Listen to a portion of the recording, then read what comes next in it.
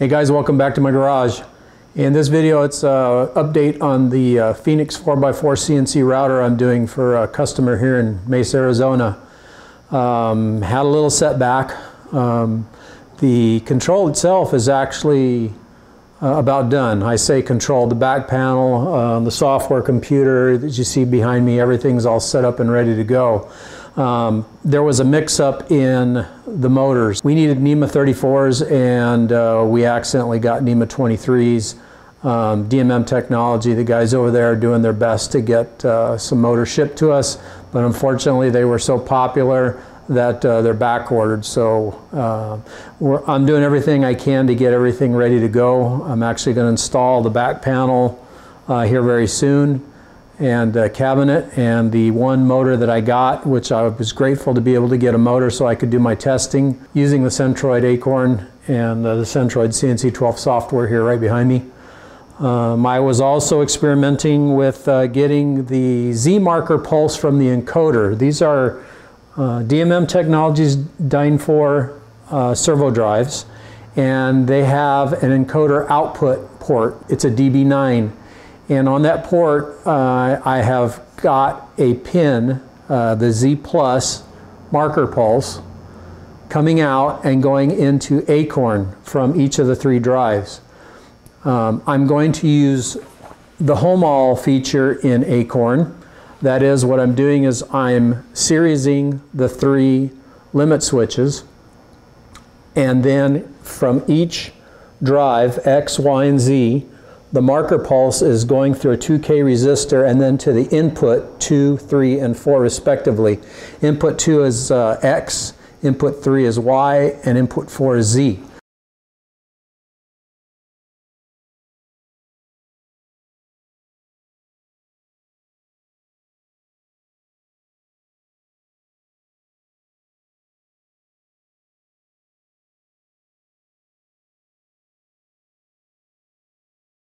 So what's going to happen when I home the machine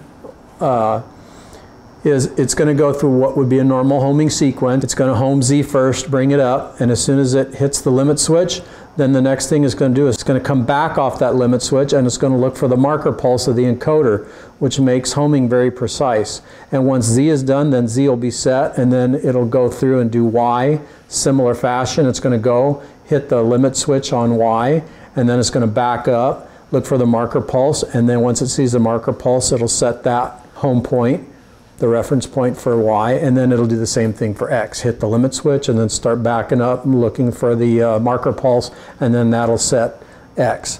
It's just a very precise way of setting home.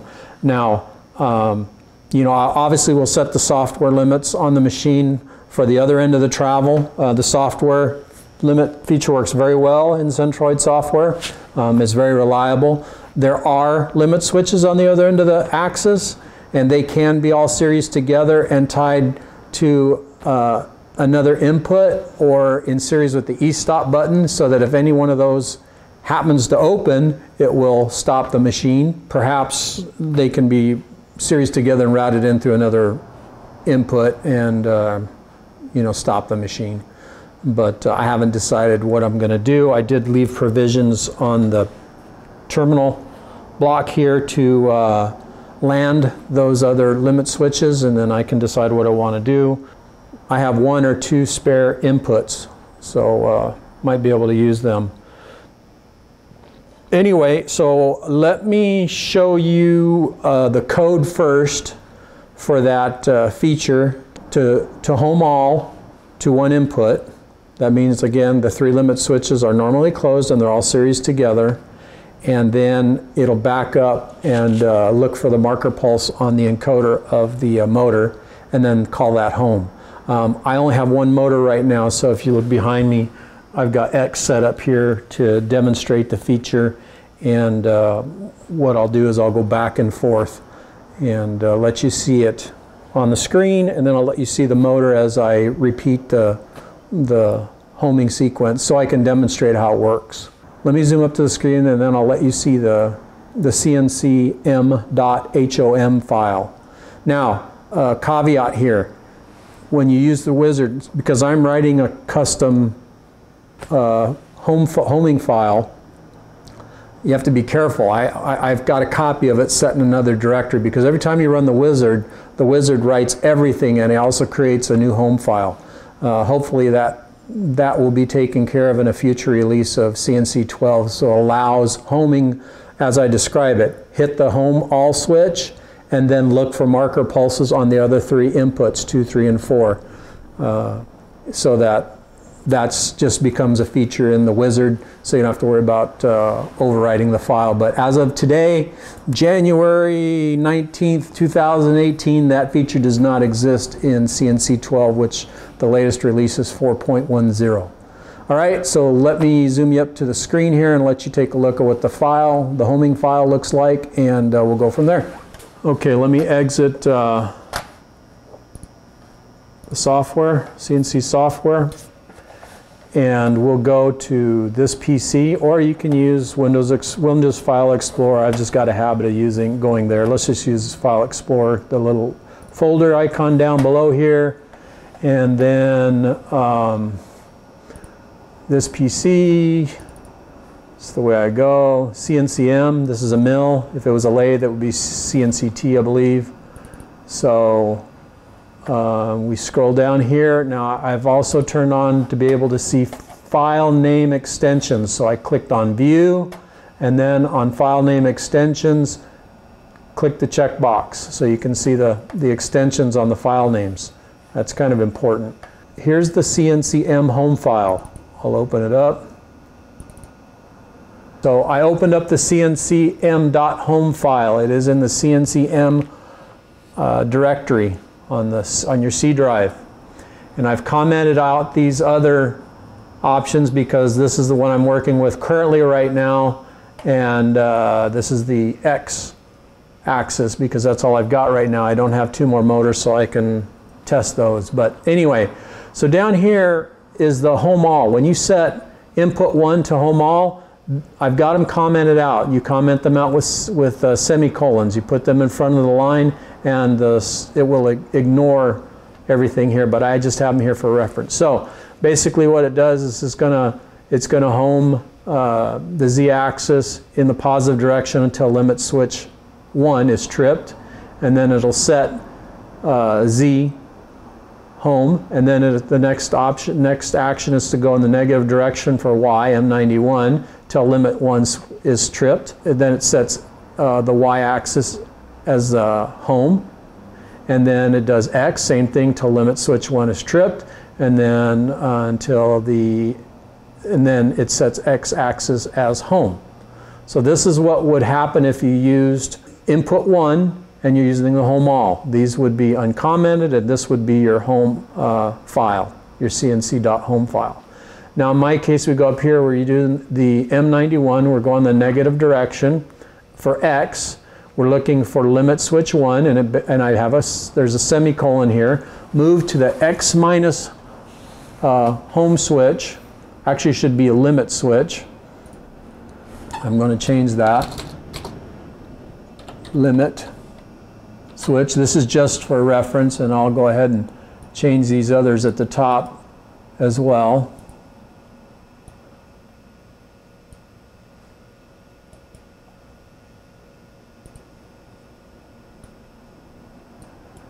In my case, it's a limit switch. We're using the marker pulse for home, so this is the way it should be. So M91, X-axis, L1, that means input 1. Move to the X minus limit switch. So that's when the home sequence starts, that's what it's going to do. It's going to go and hit the mechanical switch and then back off until it clears. And then the next line is an M106. So M106 means move X plus at, let's change that, 1 inch per minute until input 2 closes. And you'll recall that input 2 is my Z plus marker pulse from the DYN4 drive. And again, between the DYN4 and Acorn, there is a 2K quarter-watt resistor there. Because we've got 24 volts coming out of Acorn, and it uses 5-volt logic, so we don't want to mess up the DMM equipment. So once that occurs, it sets X as home. It's that simple. And then this basically repeats up here. This is the Y. Only it's looking for at input 2, so M91. Again, these are commented out because I don't have a motor on it. But M91, L1, limit switch 1, move to Y negative limit switch, back off until it clears. And then the next line, M106, P3, that's input 3, at a feed rate, I'm going to change this to 1. Move Y plus at 1 inch per minute until input 3 closes, or to change state basically. And then set Y home here. Now, because it's a mill, Z moves to the positive limit switch and backs off until it clears. After we hit the switch, we want to start coming down and hunting for the marker pulse on the encoder. So M105 has it moving in the minus direction. I'm going to change this one again because I like 1.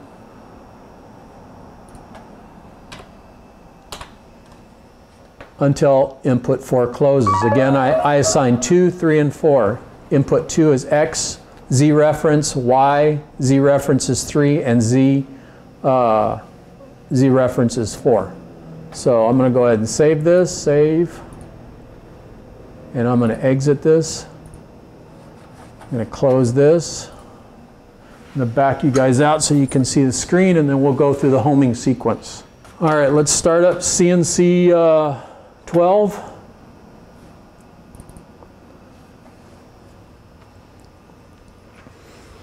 I have my limit switch right here, so this is what I'm going to hit. This is my mechanical. I'm going to simulate the axis moving. I'm going to hit it, and then I'm going to let it go, and then it'll look for the marker pulse. All right. So because my Acorn board was powered up, and I exited the software and I re-entered it, it says software exited, cycle e-stop reset to continue. I do that here. I'm going to click on the reset home button, and once I do that, I'm going to hit the mechanical switch, and then I'm going to let go of it, and then it'll look for the marker pulse on the encoder. And watch this screen here, you'll see the steps as they occur. So let's go ahead and give it a try. Reset home.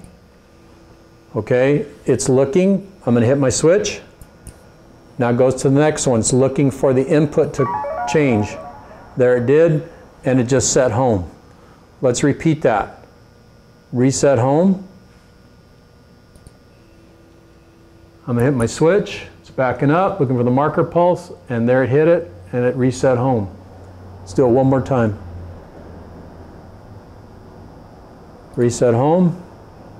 I'll let it go a little bit. Hit my switch. It's backing up, looking for the marker pulse. And there it is. All right, now I'm going to spin you around to the motor and let you watch the motor as I go through that routine. All right, here's our motor. I think you can see the flag there. All right, I'm going to reset home. Now I'm going to hit the limit switch. Now it's coming back, and it's going to hit the marker pulse. Boom, there it is. It's set 0. I'm going to do it again. Reset home. Let it go a little further this time. Hit my mechanical switch. Now it's coming back, hunting for the marker pulse. There it is. One more time.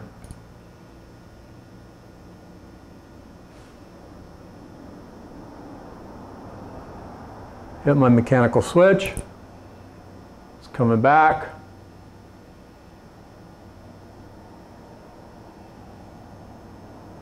There it is. Now, you know, once the machine is set up, the distance between the marker pulse and the switch is going to be pretty much the same. It's not going to do what I'm doing. It's not going to vary so much. It really depends the physical location between the actual limit switch trip and then the hunt for the marker pulse. So, you know, I'm exaggerating things by hitting this mechanical switch. So far, the DYN2 and the DYN4 servo amplifiers have this feature where you can get the Z reference marker pulse out and use it for homing. If you didn't have mechanical switches on your machine, you could certainly home to marks. So you would jog your machine and, you know, etch marks in your machine or put a little plate with a mark or whatever, and you would jog to that position, and then you could home to these marker pulses, which is just as accurate, but you don't have the the limit switches. The inconvenience there is you will always have to jog your machine to the marks and then home it, and it'll hunt for these inputs.